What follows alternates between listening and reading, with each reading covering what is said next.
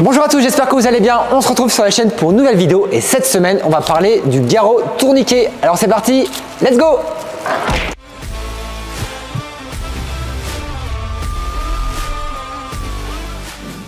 Voilà, donc on se retrouve pour une nouvelle vidéo. Bien sûr, cette vidéo, encore une fois, c'est avec mon nouveau matériel donc acheté chez Miss Numérique. Donc là, vous allez voir, la qualité d'image normalement est meilleure parce que j'ai acheté donc un super appareil photo, un Sony A7 IV avec un bel objectif. Je mets les liens en description pour ceux que ça intéresse. Et pour cette vidéo, je suis à nouveau en présence de... Allez, on le présente plus. Non, je ne le présente plus. Salut FX. On commence à avoir fait beaucoup de vidéos ensemble, à chaque fois très pédagogiques, très ludiques. C'est vraiment super sympa. Et dans cette vidéo, on va parler du garrot tourniquet. Du garrot tourniquet. Alors, qu'est-ce qu'un garrot tourniquet? Alors, le garrot tourniquet, c'est quelque chose qui nous permet d'arrêter une hémorragie. En premier lieu, tu en as déjà parlé précédemment, on arrête une hémorragie idéalement en appuyant sur l'endroit qui saigne quand on est protégé. Malheureusement, il y a des situations qui font qu'on ne peut pas appuyer directement sur l'endroit qui saigne. Il y a un corps étranger ou une fracture ouverte. C'est vrai que c'est un morceau de verre, on va pas aller mettre les mains dessus, hein, c'est un peu dangereux, on peut se blesser aussi. Et on le retire jamais. On ne retire pas non plus, pas comme dans les films, hein, ça on évite absolument. Effectivement. Soit on ne peut pas appuyer sur l'endroit qui saigne parce que la plaie est trop importante, ou alors il y a plusieurs plaies, ce qui peut être le cas de quelqu'un qui passe au travers d'une baie vitrée par exemple, d'une vitre, etc. Ou alors malheureusement, il y a plusieurs victimes comme dans des situations un peu type attentat ou situation sanitaire exceptionnelle. Ou même pire, hein, si des fois le membre est carrément arraché, hein, parce que des fois il y a des démembrements, c'est rare, mais on en voit de temps en temps des mains ou des pieds arrachés, là c'est un peu compliqué d'aller comprimer dessus, donc on va aller passer directement au garrot. Au garrot, ouais, effectivement. Et alors le garrot tourniquet, justement, c'est pas un garrot on va dire classique, c'est une petite spécificité. Tourniquet, pourquoi? Parce qu'on a un tourniquet, et on a entendu parler récemment, suite à quoi? Alors suite aux attentats du 13 novembre 2015, où les premiers intervenants des sites de fusillade étaient les militaires déployés dans le cadre du plan Sentinelle, qui disposent sur eux d'un dispositif qu'ils appellent le garrot tactique ou garrot tourniquet.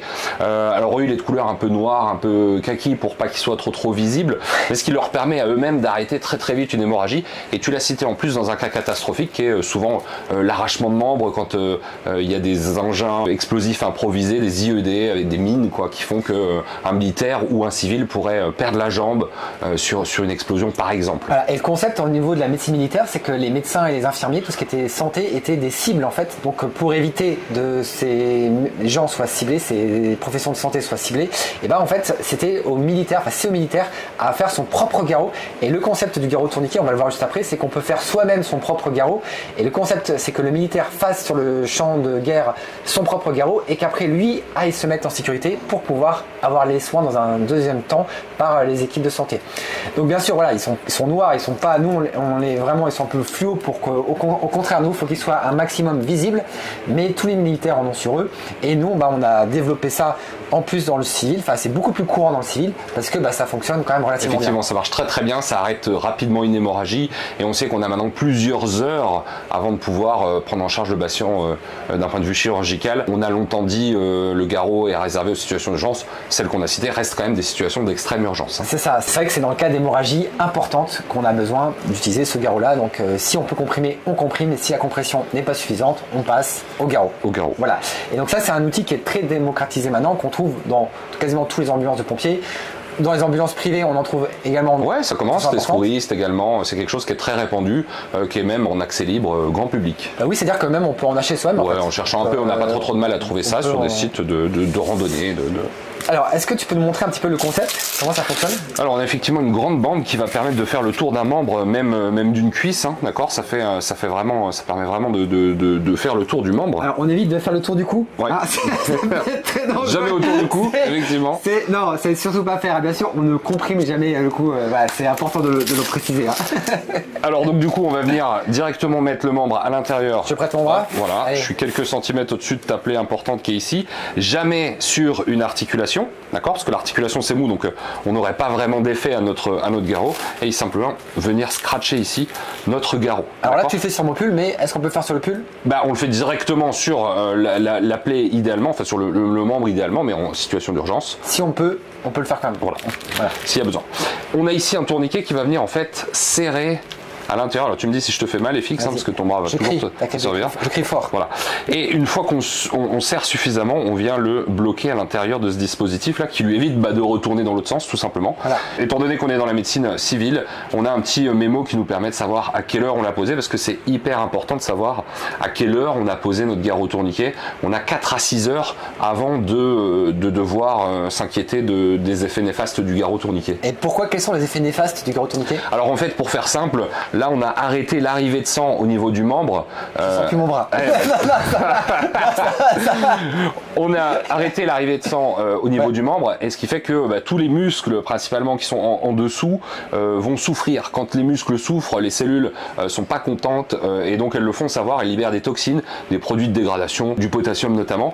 Et quand on va réouvrir la circulation, on a fermé les artères, mais on a aussi fermé les veines. Là, le retour de sang va arriver rapidement vers le cœur et ça peut être très dommageable. On peut conduire à l'arrêt cardiaque du patient si on vient à libérer le garrot tourniquet. Notamment lié principalement au potassium qui va favoriser de l'arythmie et donc faire un arrêt cardio-respiratoire. Donc c'est pour ça qu'on le fait normalement sous contrôle SCOP, donc de surveiller la fréquence cardiaque en continu du patient et avec des médicaments pour supplémenter, pour éviter ces effets indésirables. Voire même gérer les abords vasculaires au bloc opératoire. Quand on est en plus en train de traiter la plaie, on peut clamper les veines le temps de lâcher le garrot par exemple. C'est pour ça que lorsque le garrot est posé, normalement il n'y a qu'un médecin qui peut décider de retirer le garrot. Effectivement, il y a quelques précautions à se souvenir quand on pose un garrot. On a parlé tout à l'heure de l'heure de pause.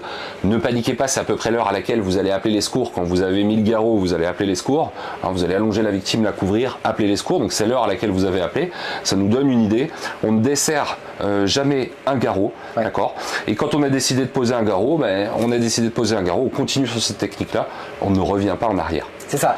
Et souvent, lorsque le garrot est posé, si ça continue à saigner malgré tout, la possibilité, ça peut être éventuellement de refaire un tour encore. Parce qu'au final, ce qui fait garrot et ce qui arrête vraiment le saignement, c'est les tours que vous faites avec le bâton.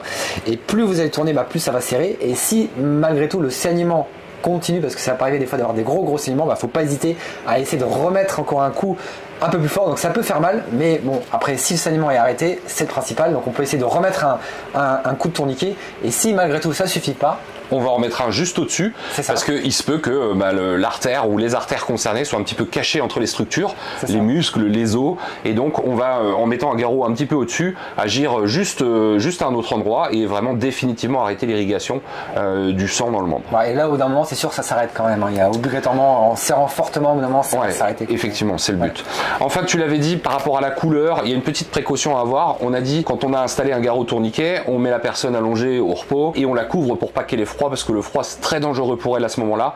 On pense à laisser le garrot visible, de sorte que si je suis obligé d'aller m'occuper d'une autre victime, malheureusement, les secours qui vont arriver derrière nous vont voir ce garrot tourniquet. Vu la couleur, on ne devrait pas le louper. Exactement. Pour pouvoir évacuer rapidement le patient vers un bloc opératoire, c'est une urgence absolue dans ces cas-là. Exactement. Et donc toi, tu as également un garrot tourniquet qui est bleu. Oui, nous on s'entraîne, on entraîne nos ambulanciers, mais justement pour pas se tromper que quand on travaille avec ce garrot de formation, on soit quitte de se tromper. Un petit peu comme les armes factices qu'ont les gendarmes quand ils travaillent. Nous on a des garrots factices comme ça qui nous permettent malgré tout. Tu vois, le dispositif est exactement le même. Par contre, on l'utilise beaucoup. C'est un dispositif à usage unique. Une fois qu'on l'a utilisé, on peut pas s'en resservir. Voilà, et ça c'est comme tout matériel d'urgence, c'est pour ça que c'est important de faire de la formation, c'est qu'on s'entraîne régulièrement à effectuer les gestes d'urgence pour le jour où on a besoin de faire ces gestes-là, on est prêt, on est entraîné, on retrouve le même matériel et puis on peut agir tranquillement. C'est ça. Et donc ce garrot tourniquet-là, il fait partie du damage control qui est des techniques de prise en charge en médecine d'urgence qui sont liées au choc hémorragique dans des situations de catastrophe. Et pour ça, donc, vous avez des sacs qui sont identifiés, en tout cas damage control. Oui, effectivement, c'est un sac qu'on a choisi nous de mettre très visible. On voit il est marqué damage dessus et on va retrouver effectivement des pochettes qui nous permettent de prendre en charge plusieurs victimes. Alors le garrot tactique ou garrot tourniquet comme tu nous l'as présenté, mais aussi d'autres dispositifs d'arrêt d'hémorragie qui vont être différents pansements, des pansements type C ou israéliens ou des pansements compressifs. Voilà, alors ça si ça vous intéresse, on pourra également faire des vidéos spécifiques sur ce sujet, mais là ça prend trop de temps, on ne sera pas l'objet de la vidéo. Alors par contre sur le garrot tourniquet, donc ça on peut éventuellement en trouver. Oui, on peut en trouver, mais il se pourrait qu'on soit confronté à une hémorragie et qu'on n'ait pas de garrot tactique sous la main. Voilà, donc c'est ce qu'on appelle le garrot de fortune. Oui, c'est ça. Donc est-ce que tu peux nous montrer ce que c'est qu'un garrot de fortune? Alors le garrot de fortune, il va nous falloir falloir quelque chose de suffisamment large et non élastique. Donc pas de câble de chargeur d'iPhone, on ne veut peut-être pas dire iPhone, tant pis. Pas de câble, pas de ficelle, etc. Quelque chose de suffisamment large et non élastique. Alors vous allez me dire la bande elle est élastique. Les lacets de chaussures. Voilà. Les lacets de chaussures ça va scier, ça va abîmer. Une cravate ça peut le faire si tu as une belle cravate suffisamment large.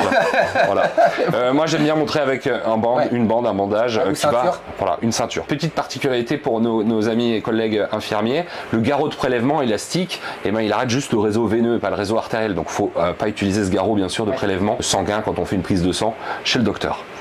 Ok, il me faut un lien large, suffisamment élastique. On n'a pas de chance, ta plaie est située ici au niveau de l'avant-bras, donc 2 à 3 cm au-dessus. Je vais faire un tour, je vais faire 2 tours, je vais faire un nœud. Voilà. Ça va, tu supportes le saignement FX. Il me faut un petit bâton. Donc là, moi j'ai toujours un stylo sur moi, ça peut être n'importe quoi. Un barreau de chaise, ça peut être un morceau de noisetier si on est en saison. On va mettre le bâton entre les deux nœuds. C'est ça. Ce qui va nous permettre de tourner comme tout à l'heure dans la vidéo. Et là, on se retrouve sur un tourniquet au final. Sur un tourniquet. Et d'aller serrer. Voilà, ça serre la bande à l'intérieur. Alors pour éviter que ça reparte dans l'autre sens, on a plusieurs techniques. Moi ce que j'aime bien faire, c'est venir l'entortiller comme ça. Hop, et le bloquer. D'accord, je refais un nœud, comme ça je bloque le garrot. Tac, tac, tac. Et je sais qu'on a posé le garrot à 12h12. D'accord. Et donc là, après, on a besoin du stylo pour noter l'heure en fait. C'est pas grave, j'en ai toujours un deuxième. Toujours un deuxième stylo. Peu importe, quand on va appeler les secours, je vais appeler les secours et expliquer que tu as fait une hémorragie importante, tu as vu une plaie importante, je pouvais pas appuyer dessus, et donc on a fait un garrot tourniquet. Je vais peut-être lâcher le garrot tourniquet en attendant.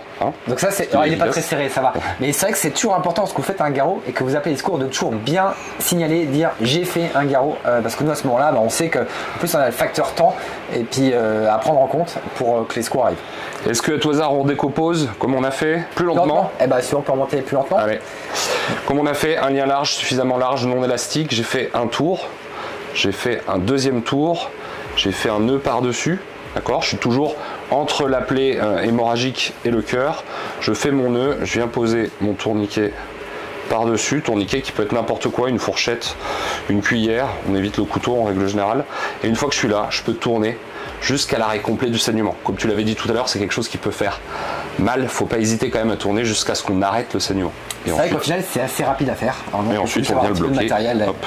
Voilà, ça peut être fait n'importe quoi.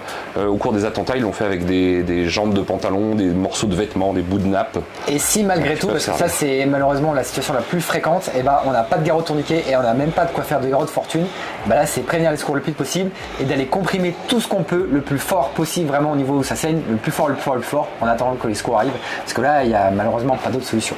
Effectivement. Voilà, merci beaucoup. Si vous avez des questions comme d'habitude, n'hésitez pas à les poser en commentaire, on y répondra avec grand plaisir. Pensez à mettre, vous savez maintenant, le petit pouce pour me soutenir. Merci Sylvain pour la Xème vidéo. Merci FX, on est rodé. Et à la prochaine, salut.